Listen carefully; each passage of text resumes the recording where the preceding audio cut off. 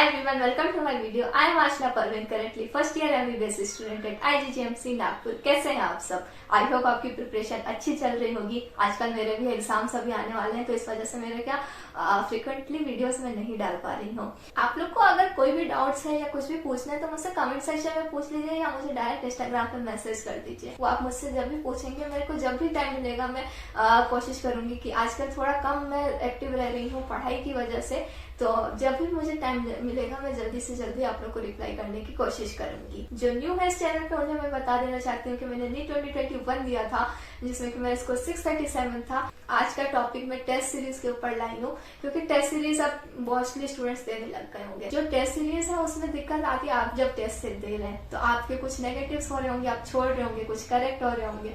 तो उसमें क्या कि उसका एनालिसिस कैसे करना है, क्योंकि आपने हर जगह सुना होगा कि टेस्ट एनालिसिस बहुत इंपॉर्टेंट होता है, टेस्ट का डायरी बना लो, कॉपी बना लो, ये कर लो, वो कर लो।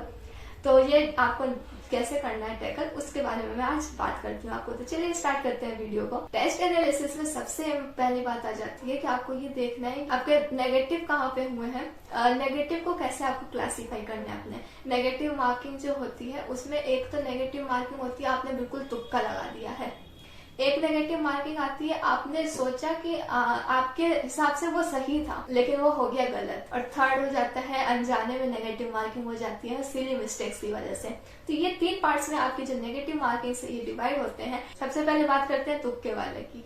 तो तुक्के में क्या होगा, तुक्का जब आप लगा रहे हैं तो इसका मतलब आपको उसके बारे में कुछ भी पता नहीं है। तो अगर वो नेगेटिव हो रहा है तो सबसे पहले तो अपनी ये आदत छोड़ दीजिए कि तुक्का लगाने की। पता है क्या होता है, ये आपके के साथ नहीं, मेरे साथ भी होता था। जब दिखता था यार ये क्वेश्चन कैसे छूट रहा है, मुझे इतने अटेम्प्ट तो करने ही है, ये सबके माइंड में आता है। एंड आई थिंक आप रिलेट भी कर रहे होंगे। तो ऐसे अपने जो ये दिमाग है ना, इसे थोड़ा सा चुप कराइए उस टाइम पे कि नहीं यार ये मेरा एक नंबर और ले जाएगा, मुझे नहीं आता है तो मैं क्यों करूं इसे। इस चीज का आप करिए, तो उस तुक्के को लगाना छोड़ दीजिए। और मेरे साथ तो मेरी किस्मत इतनी खराब थी ना, कभी तुक्का सही नहीं हुआ यार, कभी भी सही नहीं होता था। तो मैंने लास्ट में हार मान के और तुक्का लगाना छोड़ ही दिया। तो वही काम आपको भी करना है, तुक्का लगाना छोड़ दीजिए। फिर आते हैं हम लोग सेकेंड टाइप के ऊपर, जो कि आपको लग रहा था कि सही है और लेकिन वो हो गया गलत। ये बहुत टॉक्सिक क्वेश्चंस होते हैं। क्यों टॉक्सिक होते हैं, क्योंकि क्या होता है ना कि आपके कॉन्सेप्ट मतलब इसमें गलत है। आपने कुछ और कॉन्सेप्ट लगाया, आपने कुछ और फॉर्मूला लगा के निकाला, बट वो था ही अलग क्वेश्चन। इसका मतलब आपके कॉन्सेप्ट बिल्कुल सही नहीं है, तो उससे तुरंत आपको सही करना है। तो आप कोशिश कीजिए कि एक दो दिन में आप उस कॉन्सेप्ट को, ऐसे तो है नहीं कि सारे उसमें ऐसे ही होगा, कुछ कुछ क्वेश्चन होंगे ना, उससे रिलेटेड सबसे पहले टेस्ट के बाद यही करना है कि जो क्वेश्चंस आपको सही लग रहे थे बट वो गलत हो गए हैं, उसको आपको देखना है। थर्ड जो क्वेश्चंस आ जाते हैं सिली मिस्टेक्स। सिली मिस्टेक्स को कैसे इंप्रूव करना है। सिली मिस्टेक्स किस वजह से होते हैं, कंफ्यूजन की वजह से होते हैं, रीडिंग मिस्टेक, इन सब चीजों की वजह से। तो ये सब चीजें आप सिर्फ प्रैक्टिस से ही पढ़ा सकते हैं। तो जितने ज्यादा आप टेस्ट देते जाएंगे ना, वैसे वैसे आपकी सिली मिस्टेक्स कम होती जाएगी। तो ये था नेगेटिव मार्किंग के बारे में कि कैसे एनालिसिस करना है। अनअटेम्प्ट करने में भी ऐसी दो कैटेगरी होती है कि एक आपको बिल्कुल भी नहीं आ रहा था और दूसरा एक कैटेगरी होता है कि आपको आ रहा था, 50-50 लग रहा था बट आपने छोड़ दिया। तो वो करेक्ट डिसीजन होता है। और कभी कभार ऐसा होता है अगर आपको बहुत स्ट्रांगली, और एक बार जरूर याद रखिएगा टेस्ट देते हुए, ये तो मैंने मतलब हमेशा अपने ऊपर वो देखा है कि अगर आप टेस्ट में कोई भी क्वेश्चन पढ़ रहे हैं और आपने सारे ऑप्शंस पढ़े, आपको फर्स्ट टाइम पे जो लगेगा ना कि ये वाला आंसर है वही 100% सही होने वाला है। अगर आप कभी कभी 50-50 में फंस रहे ना, तो याद करिएगा कि आपने जब फर्स्ट टाइम क्वेश्चन देखा तो कौन सा ऑप्शन लगा। मेरे साथ हमेशा ऐसा होता था, अगर मैं कभी क्वेश्चन कोई लेफ्ट करके आती थी, बाद में उसे देखती थी, तो जो मुझे फर्स्ट टाइम पे लगता था ना कि यार यही था, तो वही राइट होता था। तो इस बात का ध्यान रखिएगा, वहां पर आप ये अप्लाई कर सकते हैं। अब जो करेक्ट क्वेश्चंस आ गए हैं उसमें भी आपको क्लासीफाई करना है। ऐसा नहीं कि करेक्ट में छोड़ देना कि हाँ मुझे सब आता था, ऐसा नहीं होता। क्योंकि वो तुक्का तो आप उसमें भी मार रहे हैं। मान लो कभी तुक्का लग गया आपका तो वो सही हो गया, लेकिन आपको उसके बारे में पता तो नहीं था। कुछ क्वेश्चंस ऐसा होते हैं जैसे 50-50 वाला क्वेश्चंस होते हैं, कंफ्यूजन वाले, कि आपको दो ऑप्शंस में लग रहा था, आपने एक लगाया वो सही हो गया।